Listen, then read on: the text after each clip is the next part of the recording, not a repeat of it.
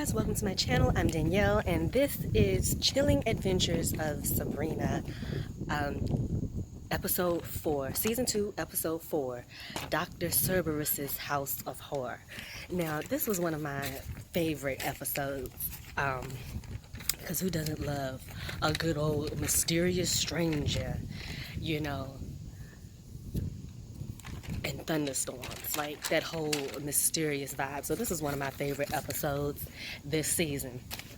So some mysterious old woman named Mrs. McGarvey comes in to get shelter from the storm into Dr. Cerberus's bookshop, and is like, well, I don't have any money to buy anything in here, but maybe I can repay you guys by giving tarot readings to your customers. So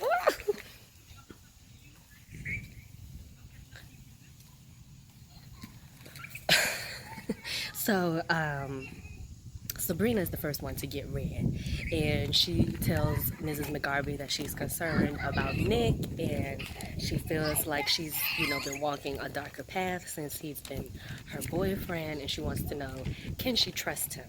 So McGarvey pulls out her cards, and Sabrina immediately has a vision. So that's basically what McGarvey does. She pulls a card, and then she sucks whoever she's reading into a vision of what's to come, possibly. So Sabrina's vision is that she sees the Weird Sisters, all over Nick. They know what happened during the Regalia, and Sabrina's like, why did you tell them? He says he didn't. They're telepathic, and they found out. And, they're teasing and taunting her and want to know, is she going to be his assistant for the talent show? Because he's a magician in the talent show every year. So they have a little argument or what have you. And he ends up doing the talent show. He's asking for volunteers. And finally, for the last magic trick, Sabrina gets fed up and is like, I'll volunteer. So she does, and he's doing a levitation trick, and the Weird Sisters get involved and make her float up and out of, what is that? The desecrated church, and into outer space and freeze to death. And so Sabrina's like, this is ridiculous. This is not going to happen. I'm not going to freeze to death. And Mrs. McGarvey is like, I think she tells her it's a warning or something, but she does say, trust Nick only, and you don't have anything to worry about on this path of night, as long as you just trust Nick and no one else. So next, Theo is read. And Theo wants surgery so he can feel complete in his body, but of course can't afford it. So Dorothea comes to Theo and is like, listen, you know secrets, and you know things, and you know people that know things. Take what you need and transform yourself. So there's this book or some metamorphosis spell, and Theo breaks into the spellman's house, steals this book, and does the spell on herself, and wakes up and voices deeper, and he has the body of a boy and everything. And then this spell backfires, and Theo starts turning into a tree, and he ends up admitting to Hilda that he stole the book and everything, and can you help me? And Hilda's like, okay, we can either reverse the spell and you will be back to how you were before the spell, or we can chop off the affected areas. So Theo is like, I can't go back. Oh no.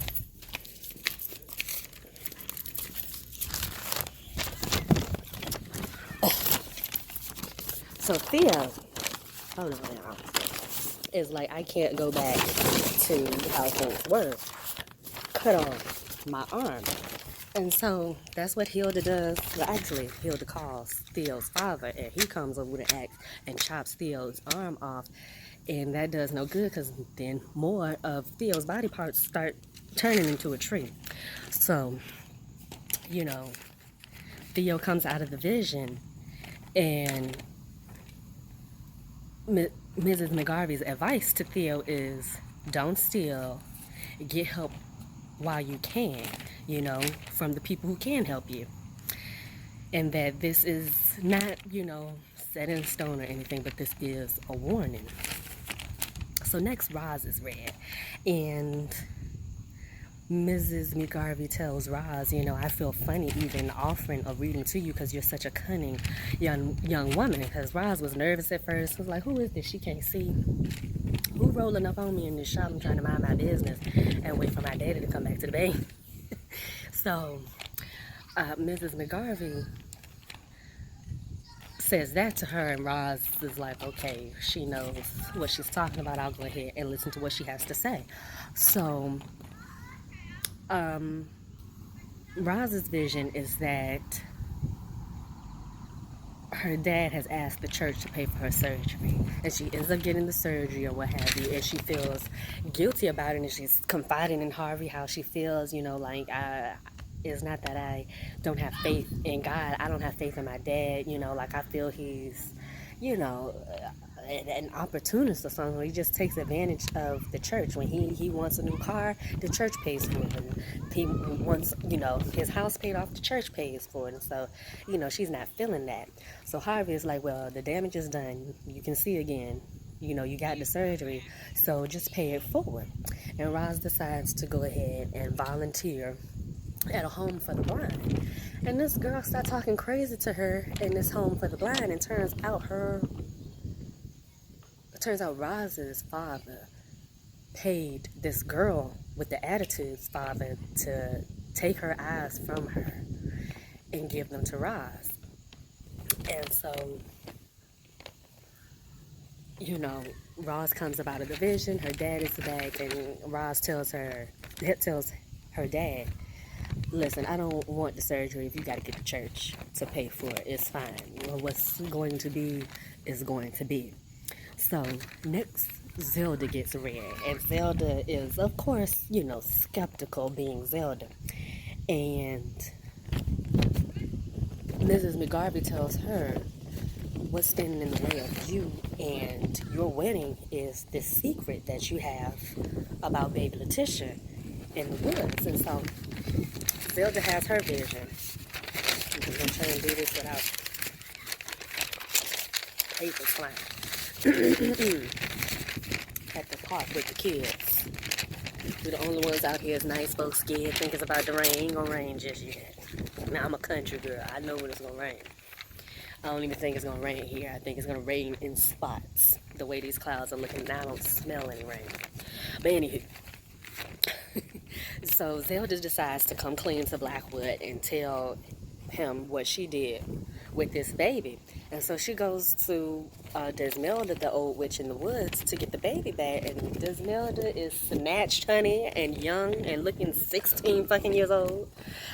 And, you know, she tells Zelda, I ate that child and absorbed her youth, and threatens Zelda's like, listen, I want you to join Witch Society.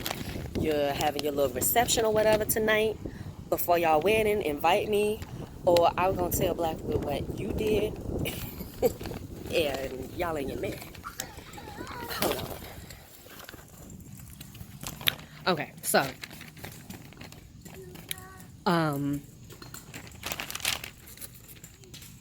Zelda comes up out of this vision.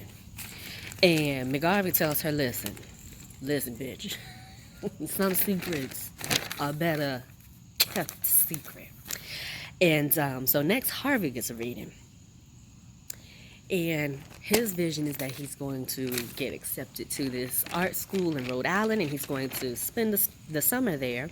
And he goes there, and he got some weird-ass roommate. Again, I feel this show is inspired by H.P. Lovecraft. This scene very much gave me H.P. Lovecraft tea. So um, Harvey goes to the school, and his roommate is weird as hell, and he's just painting all of these creatures. And Harvey goes through his paintings one day, and he sees a picture of the Dark Lord, and the Dark Lord is like, "Who is this? Or where did you see him?" And the guy's like, "I created him," and blah blah blah. And no, you didn't, because I've seen this in real life. Now, where did you see this motherfucker? And so the roommate is like, they be in the closet and they come to me, they won't let me sleep. He ain't slept in days, and so he just paints them in the hopes of like trapping them, because he feel like they up to something, they about to plan something, some big shit about to go down. So after they have this conversation, where is it? Okay, yeah. After they have this conversation, the next day, he finds his roommate hung. Now, whether the roommate hung himself or whether the entities did it, I do not know. But Harvey ends up just standing at the door all day, waiting for these entities to appear. And it's like, it's a regular closet by day, and it's a portal at night. And so these entities come and look like they about to grab Harvey, and then he comes up out of his vision. And so he's like, "What does this mean?" And Mrs. McGarvey is like, you will suffer for your art, but you ain't gotta leave Greendale to do it. And that you're going to dig deep, and you're going to uncover what your true calling is. So next is Ambrose. And Ambrose is like, "I don't need a reading, honey. I'm handsome, I'm talented, and my boyfriend is hot. What the fuck did you tell me about myself that I don't already know?" So Ambrose so cocky. So he asks McGarvey about him and Luke's relationship. So his vision don't even show Luke. It's him and Father Blackwood, and Blackwood calls him to his office and says, "I'll need to talk to you about the Judas Society, and that we're going to make a tool that's going to reveal your true nature and your fullest potential." So they go and they make this tool, and Blackwood is like, "I need you to correct I'm going to correct what Edward Spellman messed up, but first I need you to kill all the Spellmans." And so he does. And so, Ambrose comes up out of this vision and is like, "What the fuck does this have to do with Luke?" And she won't show him the last card, so he snatched the card and he run out of the he snatched the card, look at it, and he runs out of the shop. So everybody has been, vexed by these visions. So Sabrina, tells Nick, "Listen, stay away from the weird sisters." And Ambrose runs to Father Blackwood's office, and it's like, "You wouldn't ask me to hurt the Spellmans, would you?" And Blackwood is like, "Of course not. I'm about to marry your aunt." But then he does tell Ambrose that Luke is dead. He died in service to the Judas Society, and will you take his place? And the tarot card that Ambrose snatched was the death card. So turns out Mrs. McGarvey was Wardwell the whole time. She didn't put on a glamour because she wanted to probe everybody for information, so she'll be prepared for whatever is about to go down, since she feel like she being lied to and left out, and promises aren't being kept. So she just gathering intel. So that is it, you guys. I know it took a while for me to get this damn review out.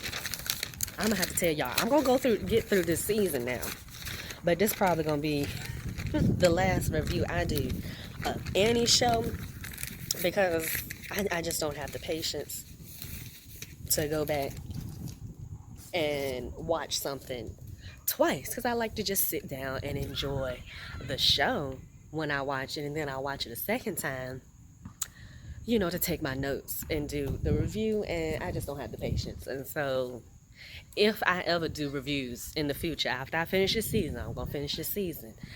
It's going to be like a recap of what I think of the whole season or some shit like that, because